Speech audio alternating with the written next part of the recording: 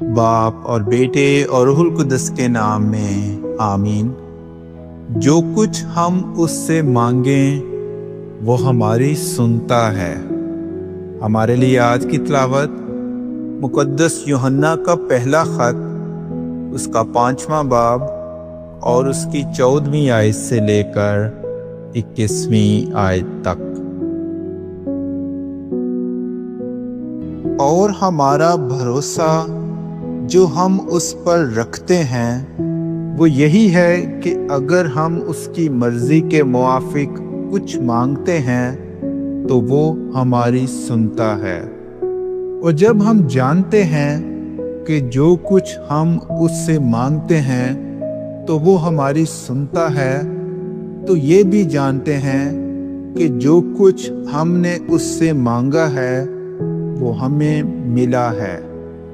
جو کوئی دیکھے کہ اس کا بھائی ایسا گناہ کرتا ہے جو مہلک گناہ نہ ہو تو دعا کرے، اور غیر مہلک گناہ کرنے والے کو زندگی بخشی جائے گی۔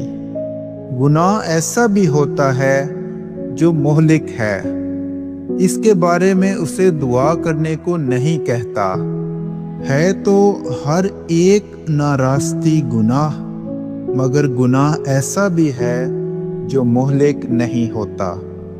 ہم جانتے ہیں کہ جو کوئی خدا سے پیدا ہوا ہے وہ گناہ نہیں کرتا، بلکہ جو خدا سے پیدا ہوا ہے وہ اس کی حفاظت کرتا ہے، اور وہ شریر اسے چھو نہیں سکتا۔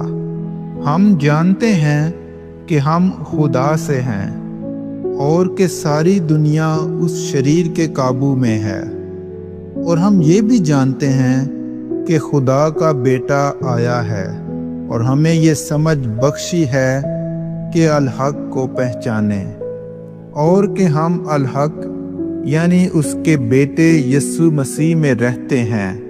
یہی حقیقی خدا اور ہمیشہ کی زندگی ہے۔